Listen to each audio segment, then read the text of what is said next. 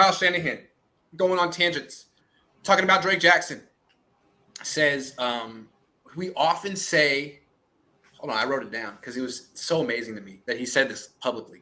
We like to stockpile defensive linemen here, and we'll worry about the offensive pieces and everything else later. People be like, are you sure we need our 18th defensive lineman? If they're that good, yes, you do. Nothing else matters. Nothing else matters. That is, and he's been very clear about that every year, that this is the number one position, most important position in football, other than, I guess, quarterback, defensive line. Do you agree? 2022. Yeah, I do. It's kind of like when you can't move the quarterback, you just start sitting there and you're just going to get crushed. And it's just a matter of how. So yeah, when you, it's like bullets in your gun. When you run out of defensive linemen, you run out of bullets. When you run out of bullets, the gunfight's over.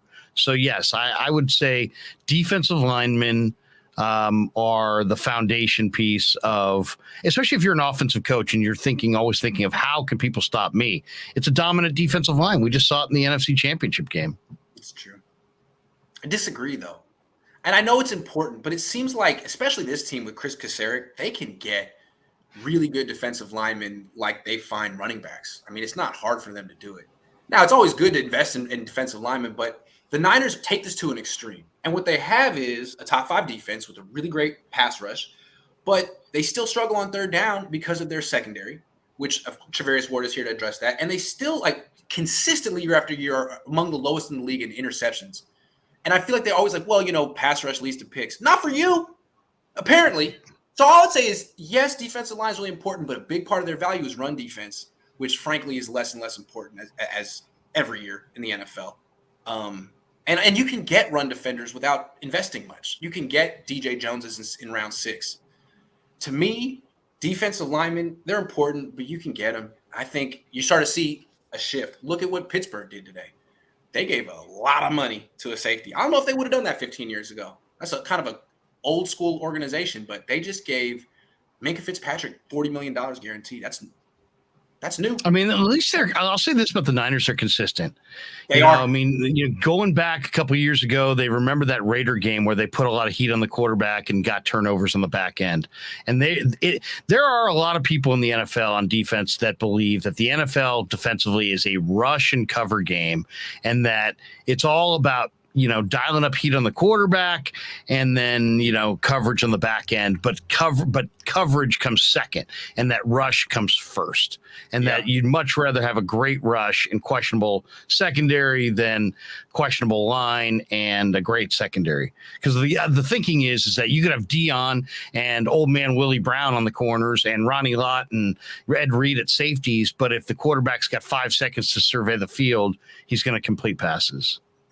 Obviously, to me, that's not really the argument, though. It's like you need to be good at both places. To win a Super Bowl, you need to be good everywhere, right?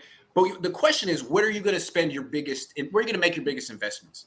Does a team like the Niners really need to make big-time investments in the D-line when they have guys like Kamoko Toure, Samson Ebukam, Kentavious Street, not him anymore, Kevin Gibbons. I mean, just an endless supply of good role players who can platoon. I think they've shown more success with that than the 5th round DB that they're always trying to sell us on. You know what I mean?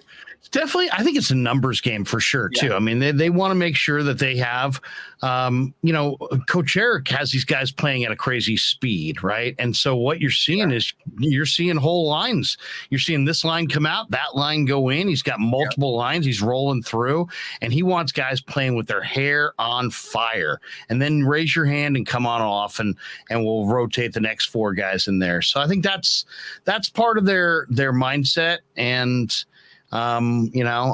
we'll see. Yeah. We'll see if it's gonna. It hasn't netted him a Super Bowl yet, but they've been pretty consistent as a contender. I think the best example of this mindset is Eric Armstead.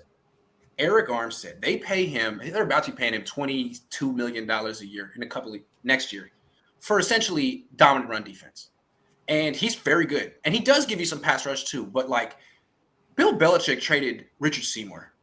Bill Belichick would not spend this much money on Eric Armstead. He would have traded him. Belichick spends on the back 7.